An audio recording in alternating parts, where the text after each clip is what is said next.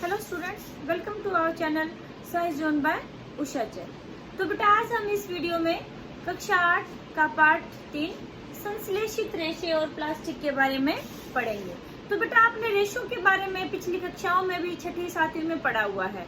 जो आपका पार्ट था तंतु से वस्त्र तक, उसमें आपने रेशों के बारे में अच्छे से पढ़ा हुआ है। फिर बात आती है कि आप जो कपड़े पहनते हैं बेटे, कोई भी ड्रेस है आपकी, पैंट है, शर्ट है, सूट है, फ्रॉक है, निकर, कुछ भी है, तो यानी किससे बने ये आपकी जो ड्रेसेस है वस्त्र से बनी है।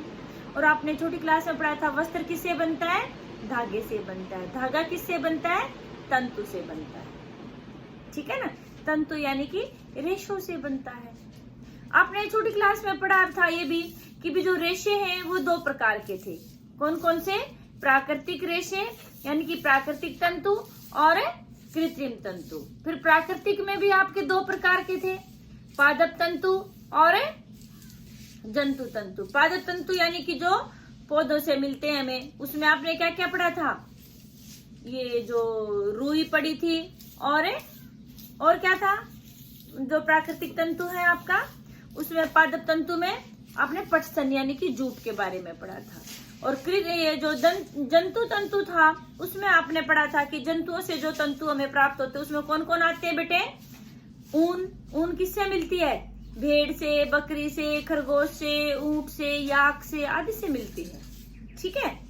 और रेशम किससे मिलता है, रेशम कीट का जो कोकून होता है उससे खींच करके रेशम बनाया जाता है। ठीक है।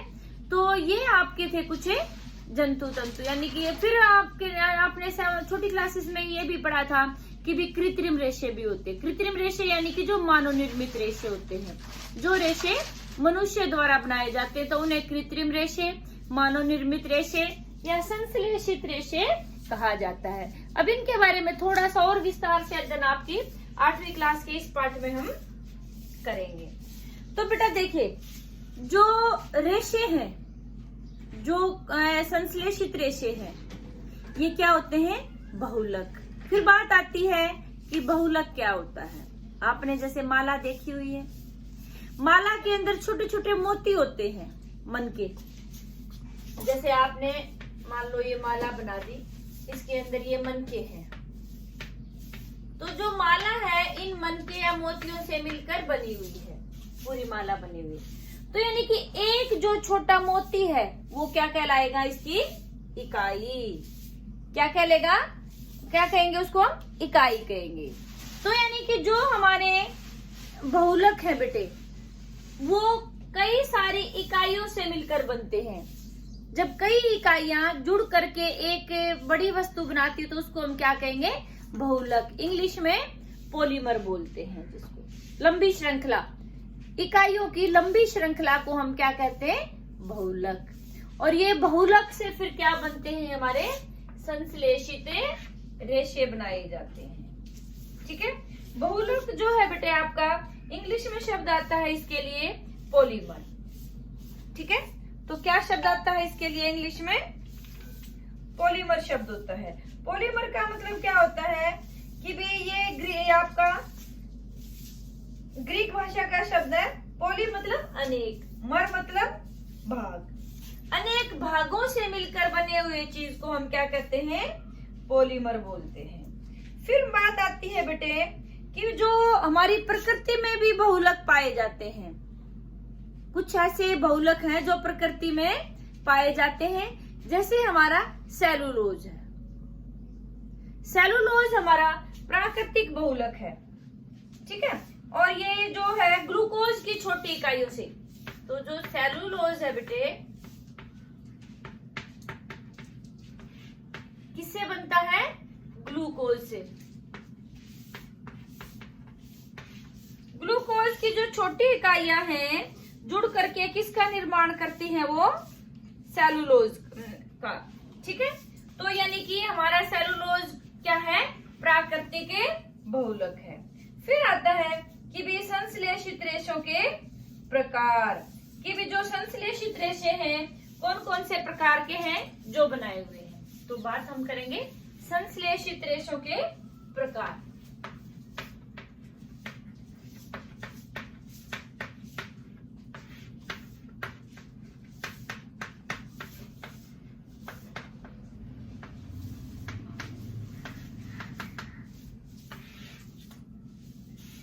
से बात तो आपकी क्लियर हो गई है कि भी जो मानव निर्मित रेशे होते हैं उन्हें हम क्या कहते हैं, संश्लेषित रेशे। संश्लेषित रेशे किससे मिलकर बने होते हैं, छोटी इकाइयों से।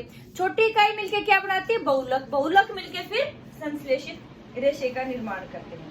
तो सबसे पहले हम रेशे के बारे में बात करेंगे, रेयॉन।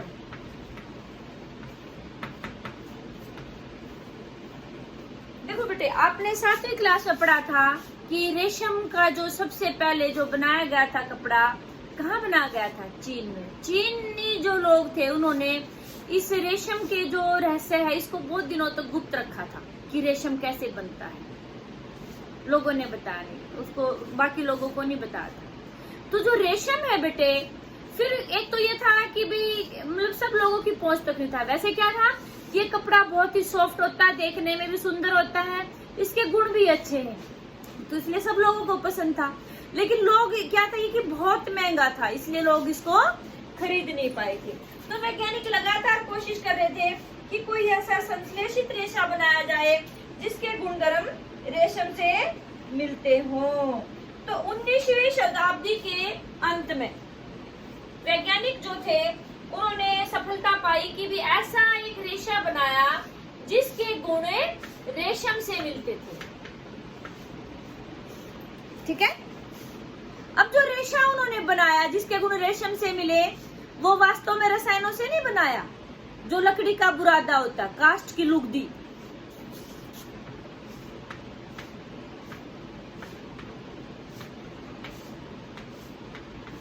यानी कि जो लकड़ी का बुरादा है बेटे, उससे एक रसायन बनाया, मतलब उससे एक रेशा बनाया जिसको उन्होंने नाम दिया रेयॉन।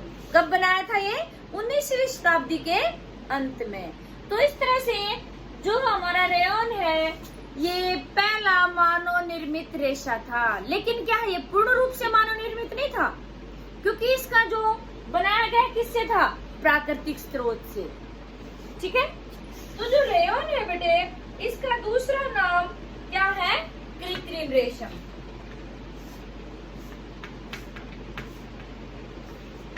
रेयॉन को ही कृत्रिम रेशम भी कहा जाता है। ये आपका जीके का क्वेश्चन भी है, कॉम्पिटिटिव एग्जाम्स में पूछा जाता है कि रेयॉन किससे बनता है, काष्ठ की लुगदी से, और उसका दूसरा नाम क्या है, कृत्रिम रेशम।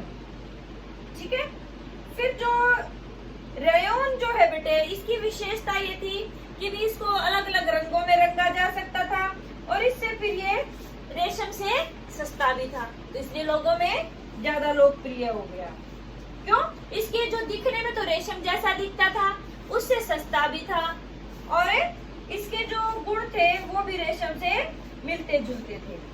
ठीक है, और रेशम से फिर और भी बहुत सारे, इसको कई रंगों में रंग के, जैसे बिस्तर की चादरें वगैरह भी इससे बनाई जाने लगी, लोगों को बहुत पसंद आई, और इसके ऊन के साथ मिला करके इसके कालीन और गलीचे भी बनाए गए। ठीक है, तो कपास के साथ मिलकर क्या बनाया, यानी कि रेयॉन प्लस कपास, तो उससे क्या बनी, बिस्तर की चादरें। और रेयॉन प्लस ऊन, उससे क्या बने, कालीन या गलीचा। कालीन तो तुम जो फर्श के यहाँ बिछाते हैं नरम नरम, ये बनाएंगे। ठीक है, फिर बात आती है, अगला जो हमारा रेशा है वो बात करेंगे हम नायलॉन। तो बेटा इसमें आपको अच्छे से याद करना है, इससे क्या कौन कौन सी वस्तुएं बनती हैं, कैसे इसका निर्माण हुआ है, ये सब बातें आपसे पेपर में पूछी जा सकती हैं। अगला जो था आपका वो क्या है, नायलॉन।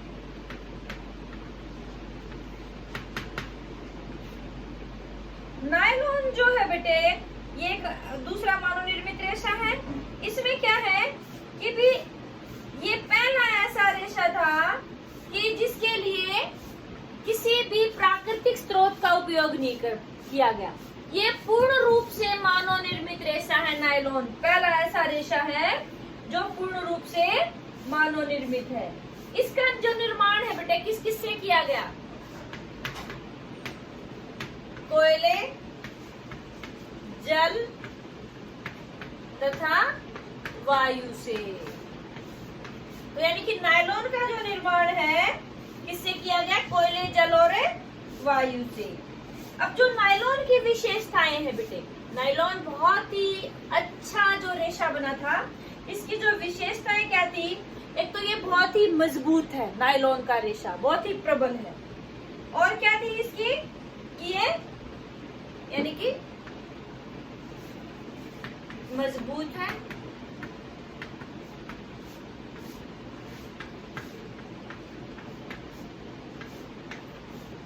और लचीला है।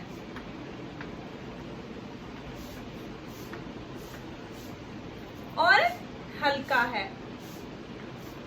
नायलॉन का जो रेशा है, तो और ऊपर से क्या है, ये इतनी विशेषताएं होने के बाद, और ये क्या है, ये भी चमकीला था और धुलने में सुगम था।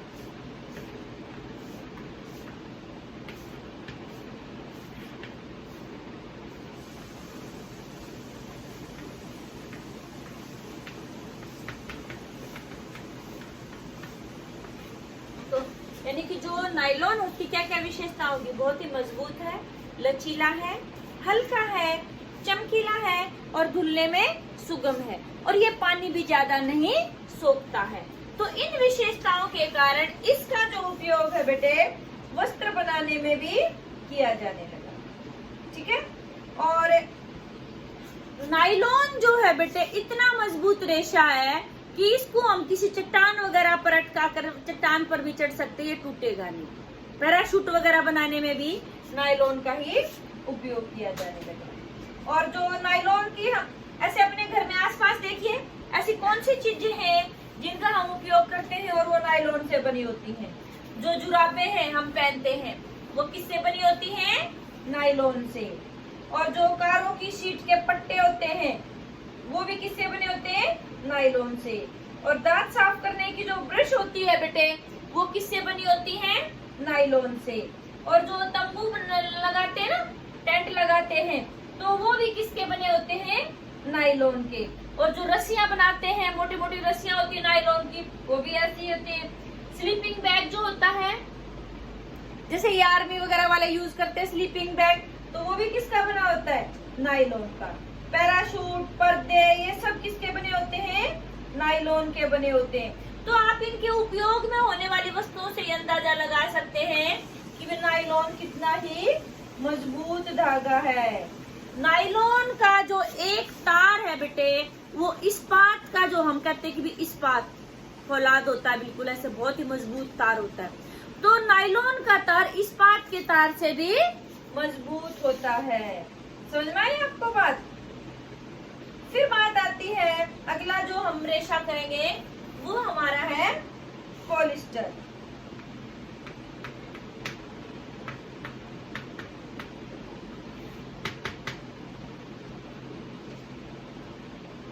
जो पॉलिस्टर है बेटा, ये भी एक संश्लेषित रेशा है। इस पर एक तो सिलवट नहीं पड़ती है जल्दी से, और जब हम धोते हैं तो आसानी से धुल जाता है, प्रेस का भी झंझट नहीं रहता है, और ये जल्दी सूख जाता है। और ऊपर से इसमें जो रंग होते हैं बहुत ही सुंदर सुंदर और चटक होते हैं। तो इसलिए इसका पॉलिस्टर का उपयोग है जो हमारे वस्त्र बनाने में मुख्य रूप से किया जाता है। जो टेरिलीन है, आपने सुना होगा टेरिलीन। टेरिलीन जो है वो पॉलिस्टर की ही एक किस्म है। टेरिलीन की आपने शर्ट पहनी होगी, बहुत सारे वस्त्र पहने जाते हैं। और इसके जो पॉलिस्टर है, यानी कि इसके बहुत ही महीन तंतु होते हैं, और जो दूसरा सामान भी इससे बनाया जाता है। फिर आपने बेटे एक वर्ड सुना होगा कि पेट। घर में देखा होगा आपने कि फ्रिज में पानी भर के रखती मम्मी, बोतल में आर पार दिखाई देता है प्लास्टिक की बोतल। जो चीनी है, चावल है, ये किचन का सामान डाल के रखती है, बाजार से ऐसे ट्रांसपेरेंट डिब्बे लेके आती है प्लास्टिक के, वो क्या होते हैं? पेट होते हैं। यानी कि पेट्रो रसायन से बने होते हैं ये सारे, यानी कि आपके पॉलिस्टर के ही बने होते हैं। जो पेट है एक प्रकार है। पेट वर्ड आपने बहुत बार सुना है। तो किसका प्रकार है ये? पॉलिस्टर का। इसका उपयोग हम बोतलों बनाने में, बर्तन, फिल्म बनाने में, तार और बहुत सारी उपयोगी वस्तुएं बनाने में करते हैं। यानी कि ये क्या है? पॉलीएस्टर। यानी कि बहुत सारे एस्टर, एस्टर क्या हो गया? एक इकाई। एस्टर की श्रृंखलाएं जुड़ करके पॉलिस्टर का निर्माण करती हैं। इनमें से जो एस्टर होता है बेटे, फलों की मीठी गंध आती है, उनमें से खुशबू आती है। तो ऐसे ही पॉलिस्टर से बनी चीजों में भी अच्छी खुशबू आती है।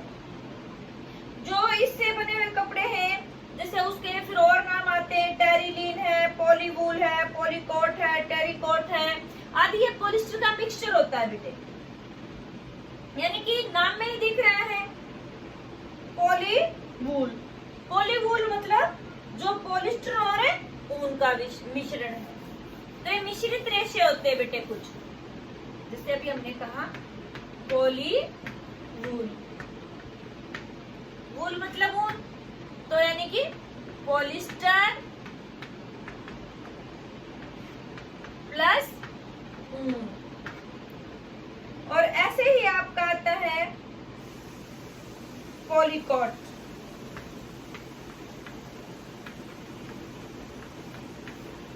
ये पॉलीकोट क्या होता है? पॉलिस्टर और कपास का मिश्रण।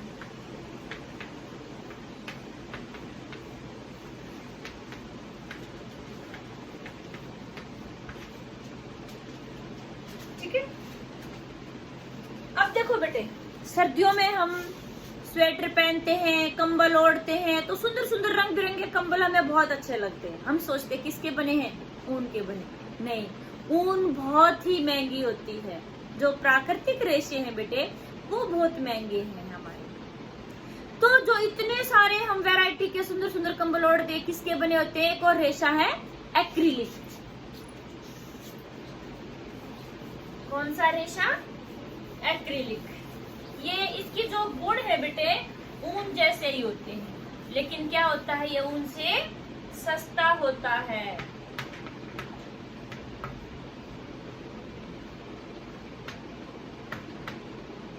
तो एक्रिलिक के गुण जो हैं किससे मिलते हैं? ऊन से। और जो ये है अधिक टिकाऊ है और लोग इसको आसानी से खरीद सकते हैं क्योंकि ये सस्ता है। तो देखो, आप कोई रेशा है आपके पास, कोई कपड़ा, आपको ये नहीं पता कि ये प्राकृतिक है या संश्लेषित है। आप उसको जलाकर देखते हैं, जो जल्दी से राख बन जाता है तो वो क्या हो गया? प्राकृतिक रेशा। और ऐसे पॉलिथीन जैसा लंबा लंबा ऐसे बन जाता है तो वो क्या है? संश्लेषित रेशा। संश्लेषित रेशे जो होते हैं बेटे, वो गर्म होने पर पिघल जाते हैं और शरीर से चिपक जाते हैं। इसलिए आपने देखा होगा, मम्मी जब किचन में खाना बनाती है या फिर जैसे दिवाली वगैरह का त्योहार होता है, जब पटाखे वगैरह जलाए जाते हैं, तो मम्मी क्या कहती है? जो आपने चमकीले सिंथेटिक कपड़े पहन रखे, इसको चेंज करो, कॉटन के कपड़े पहनो, सूती कपड़े। क्यों? क्योंकि मान लो बाय चांस आग लग जाती तो शरीर से चिपक जाते हैं और हमारा पूरा शरीर जल जाता है। लेकिन कॉटन का कपड़ा जल्दी से आगे नहीं पकड़ता। ठीक है बेटे। तो फिर नेक्स्ट आता है आपका कि भी अभी हमने कहा था कि भी जो आपके संश्लेषित रेशे हैं, इनकी गुणधर्म क्या है? ऐसी क्या लोकप्रियता है कि भी लोग संश्लेषित रेशों को ज्यादा पसंद करते हैं? तो उनके क्या क्या गुणधर्म हो गए? पहली बात है कि भी ये सस्ते होते हैं। दूसरी बात है ज्यादा चलते हैं, यानी कि टिकाऊ है। अगली बात है ये मजबूत होते हैं। और उससे अगला है कि भी ये जो हल्के होते हैं। अगला है कि भी इनको प्रयोग करना आसान होता है। अगला है हमारा कि भी ये पानी रख रखाव की कम जरूरत पड़ती है। अगला है कि भी ये पानी कम सोखते हैं। अगला है कि भी ये जल्दी सूख जाते हैं। ठीक है। तो यानी कि ये कुछ गुण थे हमारे संश्लेषित रेशों के, जो कि प्राकृतिक रेशों की बजाय संश्लेषित रेशों को अधिक पसंदीदा बनाते हैं लोगों के लिए। ठीक है, तो बेटा इस वीडियो में आज हम रेशों के बारे में ही इतना ही करेंगे। बाकी अगली वीडियो में आपको हम प्लास्टिक और उसके प्रकारों के बारे में बताएंगे। आपको इसमें कोई डाउट है तो आप कमेंट करके पूछ सकते हैं, और आपको वीडियो अच्छी लगी तो शेयर और लाइक जरूर करें। थैंक्स बेटा।